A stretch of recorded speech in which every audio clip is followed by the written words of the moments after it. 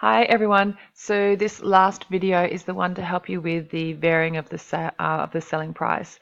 So I've picked up on the assignment exemplar that I've put on Canvas, and I'm heading into the prediction part now. I know we covered this in the last video, but just a little bit more detail. So in the prediction it says using the same product. So that's my succulent corsages. Make a prediction. Don't carry out any break-even calculations because you will do that later. Make predictions about the effect of varying the selling price. So they'll be increasing and decreasing, what effect that will have on your break even. Write a statement about what you expect will happen. So when you increase the sale price, what do you expect will happen? When you decrease the sale price, what you expect to happen to break even. Talk about the effect on sales, profits, and business for your company, etc. Anything else that comes to mind. Right, this is all about what you think will happen. Start with thinking about the break-even scenario. So for me, that was 26 corsages. So remember I said you could use first person only when you're talking about your prediction. Everywhere else, use third person, please. So I've used, I predict that if I decrease the selling price, selling 26 corsages will make a loss instead of being the break even. Because if I've decreased the price, then I have to sell more to break even. That's why I expect to make a loss if I just sell the break even 26 corsages. The number needed to sell to break even will be higher than 26. So this is what I'm talking about, my prediction. So this effect will the effect this will have on the business is, and then you can talk about the effect on sales, the effect on demand, all those things, like all those like real life things, how that will affect your business. But then we'll go back to the maths and just working through some scenarios. Right, if the sale price was to decrease from 105 to 83, the product will still be unique and high end compared to the other corsages available because it's different, it's unique. And I say high end because it's expensive, really. And because it's expensive, less people will have it. So therefore, it kind of adds value to it. The markup is 22. Oh, sorry, the mark. Sorry, I forgot to change this because I was doing it the other way around before. Oh no, that's still fine. Sorry. The markup is $22 lower at $83, and I expect I may need to sell over 30 a month to break even. So this is me having a guess. I'm thinking 26 to break even when it's 105. So now that I've decreased it to 83, and that's quite a big drop, I expect to have to be selling over 30 to break even. So that's just me having a bit of a guess. Right, hopefully with the lower price, I'll be able to sell more than this to make a profit. I will follow this up with some calculations and just see whether I was correct or not. Okay, so I've got to also talk about if I increase the selling price. So I've decided 129, so it was originally 105. I expect the opposite to occur. So I think I'll have to, with a higher sale price, I won't have to sell as many to break even. So the break even at this price will be lower than 26 corsages, and the profit will be made when 26 corsages are sold. This increase is $24 higher than the current sale price. I predict the break even will be closer to 20 or 22 corsages to break even. So in both of these statements, I've talked about what my new prices are. One's a decrease, one's an increase. Doesn't matter what order you do it in. I talk about the current break even because that's what I'm comparing to and what I expect it to be in both of them, and they are my predictions. Once I made those two predictions, you talk in detail the effect it'll have on your business and sales, and they'll be similar, however opposite to each other. So you can talk about supply, people wanting to buy them, etc., in there. Right, then once you've made your predictions, so using the same product, yep, make a prediction, done on both, on varying the sell price, yep, and then later I'll verify this with maths, and I have done that already. Write a statement of what I expect will happen if I increase and decrease my selling price, which I've done. Talk about the effect on the sales, which is this little bit I've talked about after, discuss in detail. Okay, so this is the task sheet again. So back to the task sheet. So now it says varying the selling price. Now, using the same product and assuming the same number of sales, so I'm thinking about my break even, which was 26, but I'm going to go in there and check my break even. And when I say same number of sales, I'm kind of referring to these scenarios, so they'll come back into play. Use appropriate technology and consider the effect of varying the selling price. So I'm going to do my decrease and my increase, the two I talked about in my prediction. And these are the 5 things you need to do for each of those. Consider the effect on the break even, and I will see what happens to it, represent it in a graph. So I'll do the graph and then see what happens with it. And then the effect of the change in selling price on the likely number of sales made, the appropriateness of the selling price, and the amount of time it takes. So this is really the new bit here, the amount of time it takes to produce each item. All right, so I went back into my GeoGebra, and in there I basically just added on another line. So there's my old sales and there's my new sales, and you can leave them both on here. And I said sales price 2, sales price 1. I mean, you can label them however you want, but just make it clear that this is the second sale price. And then I found the point of intersection, and you remember you can do a point of intersection in here. Click on that, and then highlight the 2 things you want to find the point of intersection of. It's just changed it to a D. Great. All right, so I'm just going to undo that because I already had it on there. Okay. So you can see with my new sales, this is my new sales price. Its break even is 39, and the old sales price, the break even was 25. So I need more to break even because I am selling it much cheaper. So put that graph into your task sheet and then talk about it. So talk about the graph, and I haven't referred to the graph specifically. I have to label my graph and say, by looking at the graph, you can see by decreasing the sales price, the break even is now 39 instead of 26. So here I've stated the break even and compared it to the previous. So as predicted, so referring back to my prediction, it is over 30 corsages. Actually, it's well over 30. So my prediction was way too low. This is higher than expected as it's closer to 40 per month. So talk about your actual answer compared to the previous answer before the sale price change, and refer to your prediction. Does it prove or disprove your prediction?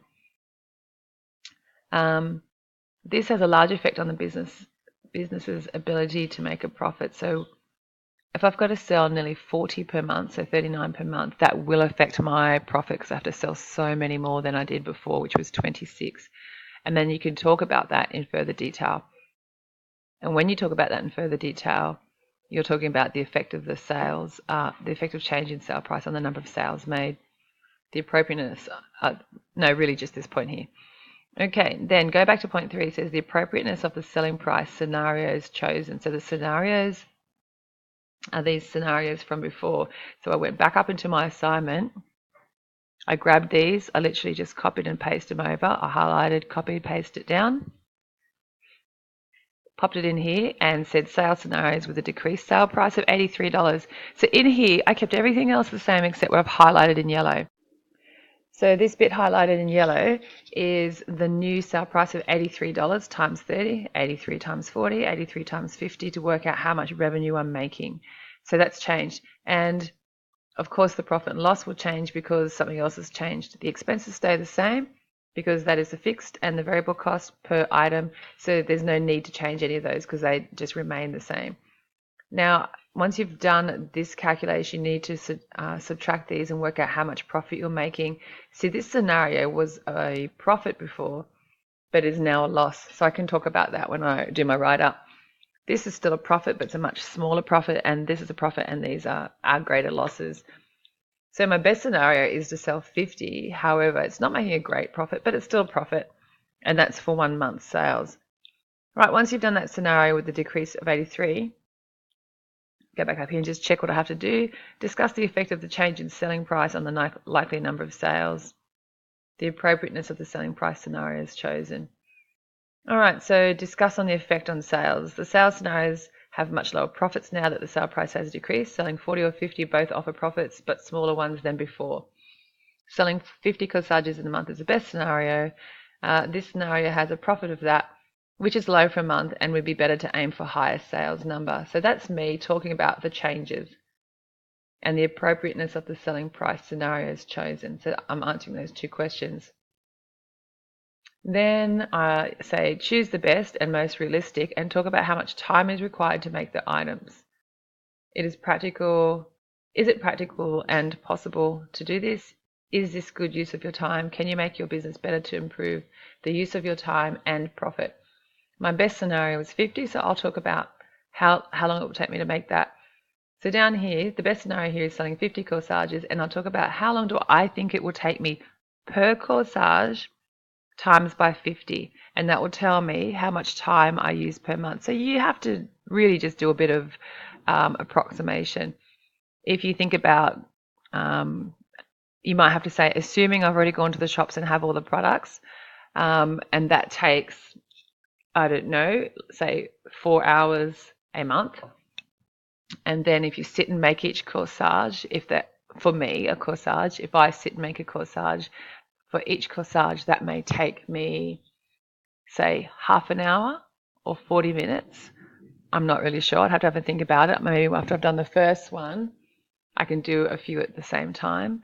So maybe I'll be able to get faster and make one in 20 minutes. So then if I do 4 hours per month plus 20 minutes per corsage, work out how long it takes me to make all those corsages in the month. Talk about reasonableness. Obviously, you're not going to sit and make them all at once. You might make them on demand. Yeah, I mean, think about the realistic problems you might come, because they're your limitations, and you can talk about that right here. And then you can talk about, well, it takes me this long to make it. I'm getting this much profit back. Is that good use of my time? Like, think about how, you could even talk about how much you're getting per hour. If it takes me like 4 hours, and that 4 hours you can spread over how many corsages you're making.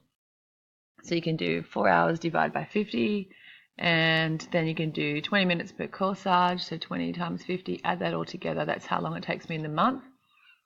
And if I was assuming that they're spread out equally over the month, which is again not realistic, that's a limitation, but that's what I'll assume for the assignment, then I'll work out how much profit I'm making per corsage and compare them and see how much I'm getting paid per each corsage. Or I could work out perhaps how much I get paid an hour when I think about how much time I use. So there's a few calculations you can put in there and just talk about them briefly. So just that conversation I had with you is what you would write in here. And then you could say, is that a good use of your time? You might find it's taking you ages and it's not good use of your time and you don't have free time to do anything else, and or sleep. I don't know, depends on your assignment. And if it's no good, you can talk about how you can make it a bit better. So maybe you get someone to help you. Just make a comment, really. You don't have to do any calculations. The only calculations you need to work out is how long it takes for each item, how much you're going to make from each item, and compare them and see if it's a good use of your time. Okay, once you've done that, you've finished this scenario, and then you repeat that process again for this scenario here. Once you've done that, that's the end of your mathematics, going into analysis and discussion. Now, most of you are discussing as you go, so there's a lot of depth already in your assignment, so you can just briefly cover the notes here. It really just wants you to critically analyze your results, and by doing that, this is what you have to do. Consider the reasonableness of each chosen sale price scenario. So the sale price scenario really that we're looking at is your 50. Well, for me, it's 50. This is the sale price scenario that I'm working with. And then it's going to be for this selling price and this selling price. And it says, consider your original predictions. So talk about your predictions, your original one. So this is my original one here. So if I talk about my original scenario, I'll talk about how much money I made on this one. And it has a different sale price. That's with the sale price of 105. So we can talk about that. Coming back. Let's see. So that's that. So I've done these two. The new sale price is at 50. The original sale price at 50. Including considering your original predictions.